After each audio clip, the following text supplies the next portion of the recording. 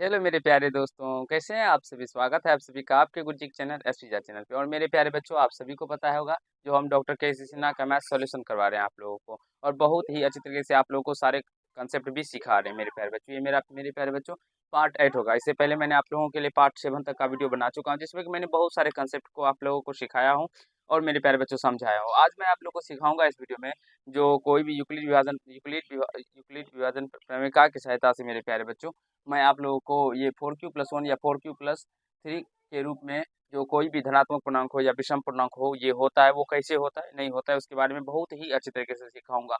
और इससे पीछे भी मैंने आप लोगों के लिए इसी टाइप के एक प्रश्न और भी बताए, तो उसको देख लीजिएगा मेरे प्यारे बच्चों। और बेसिकली आप सभी जानते होंगे जो अभी हम लोग क्लास 10th का पढ़ रहे हैं मेरे प्यारे बच्चों। तो चलिए हम लोग समझते हैं क्वेश्चन में। देखिए आप लोग के स्क्रीन पर दिखाई पड़ रहा होगा, जो कहा गया दिखाए कि एक धनात्मक विषम पूर्णांक 4q+1 या 4q+3 के रूप का होता है, जहाँ q एक पूर्णांक है। चलिए मेरे प्यारे बच्चों समझने का प्रयास कीजिएगा। देखिए इस तरह के प्रश्न आपके एग्जाम में मेरे प्यारे बच्चों बेसिकली बार बार पूछे जाते हैं, जिसको जरूर ही सीख लीजिएगा क्योंकि 3 नंबर में पूछे जाएंगे मेरे प्यारे बच्चों। ठीक है, सबसे पहले मान लेते हैं जो भी साबित करना हो उसे ए बराबर माना कि ए कोई धनात्मक विषम पूर्णांक है। मेरे प्यारे बच्चों ए कोई माना कि ये कोई धनात्मक विषम पूर्णांक धनात्मक विषम पूर्णांक है।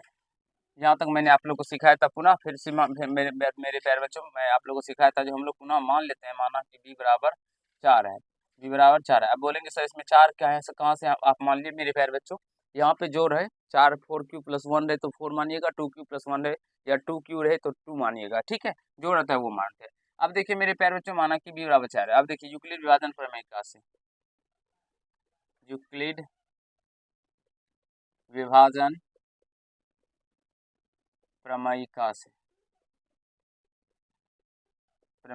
मेरे प्यारे बच्चों आप सभी जानते होंगे यूक्लिड विभाजन प्रमेय का क्या है, जो ए बराबर क्या है मेरे प्यारे बच्चों, ए बराबर BQ+R है।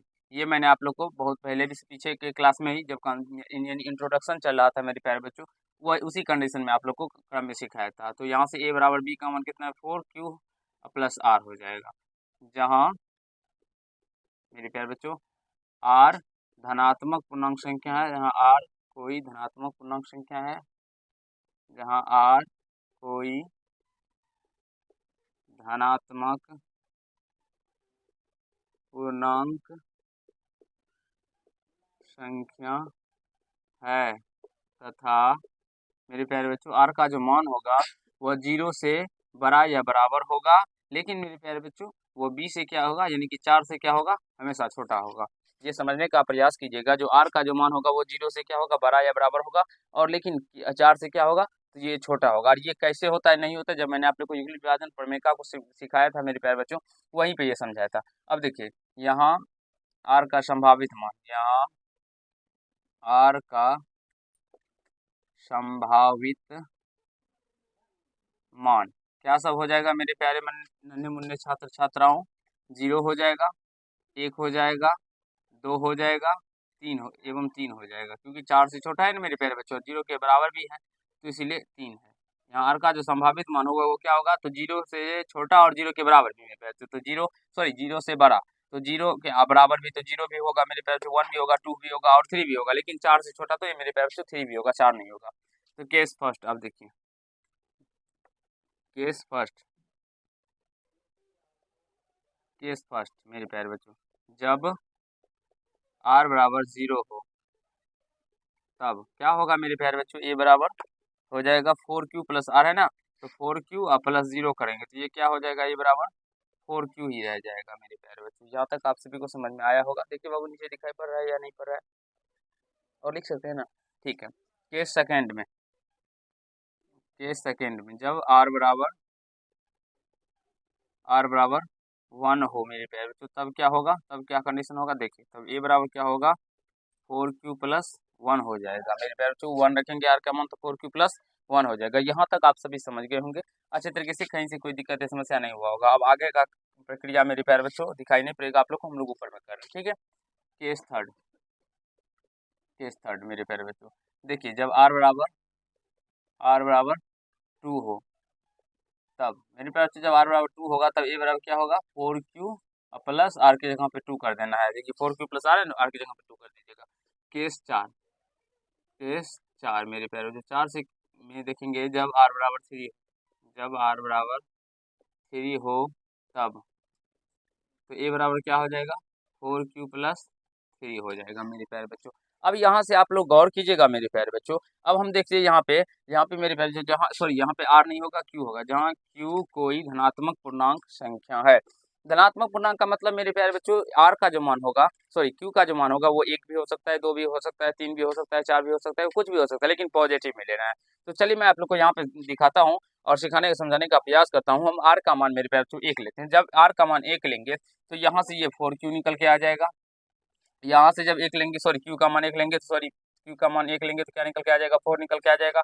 ठीक है, यहाँ से एक बार समझने का प्रयास कीजिएगा। यहाँ से हम समझाते हैं। आर बराबर क्या सब है, 4 क्यू, फिर आर बराबर क्या निकल 4 क्यू प्लस 1, और ए बराबर क्या है 4 क्यू प्लस 2, ए बराबर क्या है प्यारे बच्चों 4 क्यू प्लस 3 है। अब देखिए हम आज जब 1 लेंगे तो यहाँ से क्या निकल के आएगा 4, यहाँ से क्या निकल के आएगा 5 निकल के आएगा, और यहाँ से क्या निकल के आएगा 4 6 निकल के आएगा, यहाँ से 4 3 7 निकल के आएगा।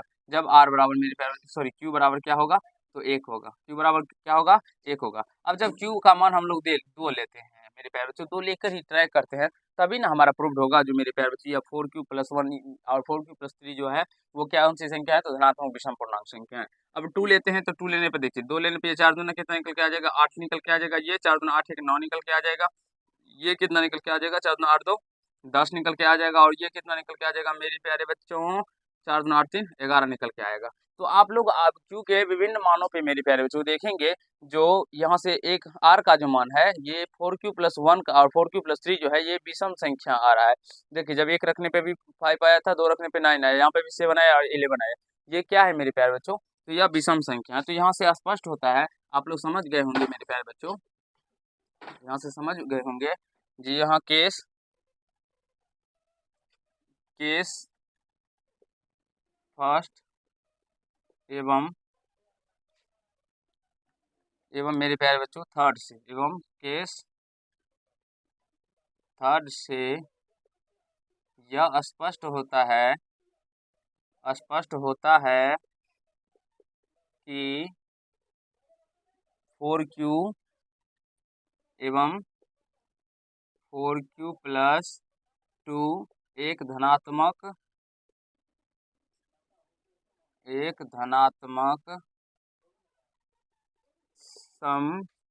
समपूर्णांक के रूप का है। अतः ए का मान